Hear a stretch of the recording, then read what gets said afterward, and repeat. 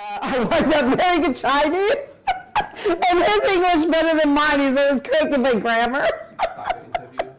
Start the interview. Too many details. My name is Joann. I'm American, and I was born in Alaska. My father was military. I'm an Air Force brat, and born in Alaska, but left it after 3 years and moved to Florida. My father is American, family traced back to the Mayflower. My mother was from Germany. She met my father during the war. My mother was the only one who left Germany. All her other siblings are in Germany. And she raised us as Americans, speaking English only. And they were both Lutheran. We were raised in a Lutheran church. It played a big role in our family, in our lifestyle. We went to church. My father was usher, and my mother was a Sunday school teacher. Both of them sang in the choir. And the friends of the family were all from the church. And we had a happy childhood and didn't feel anything out of place. After my parents got divorced, I wouldn't say my mother left Christianity. She still believed in God, but she stopped going to the church. And when I went to catechism class, there was a problem with me accepting the Trinity. At that time, I was maybe 12, 13 years old. And they couldn't explain it to me. As a matter of fact, they got fed up with me and told me, you just got to have faith and you just got to believe. Well, if somebody is religious and supposed to be teaching you something, how can they get fed up with you or just want you to say, just accept it and move on? I was seeking the truth. That's what I wanted, the truth. And then as I got older, I was independent from the age of 14 on. I wanted to grow up and live my life. And I didn't feel that man's rule was the law that we should follow only. I knew there had to be a higher law, because who created man? God. So I wasn't sure. The Bible didn't give me the guidelines that I needed. And it changed from church to church. I went into Presbyterian churches, Methodist churches, never went into Catholic church because I knew definitely that wasn't the path for me. And when I found Islam, I knew that this was the religion. This was brotherhood, sisterhood.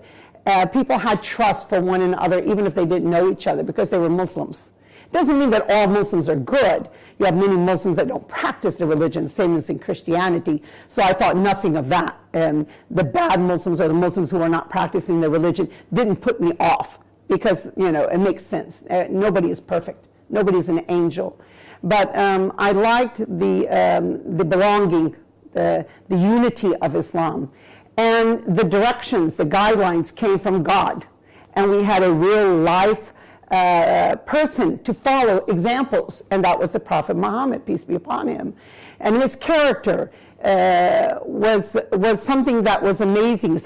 We had details of his character and how he lived his life. So we had something to look up to guide. It's not just the Quran. We had a true guidance. And that's what let me accept Islam. And that gut feeling came to me when I was in a disco. I was in Tampa, and it's where I learned about Islam, and I moved with the students to Miami. Whoa, Miami in the early 80s, the best place to be as far as party. And that's what I was at that time, a party girl, loved to dance.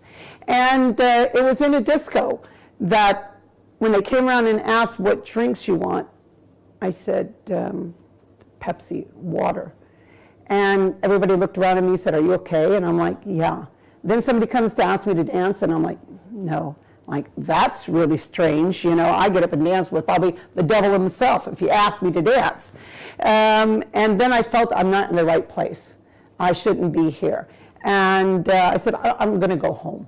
And we just got here, and I'm going to go home. And on the way home, I just had this feeling that you were searching for the true words of God.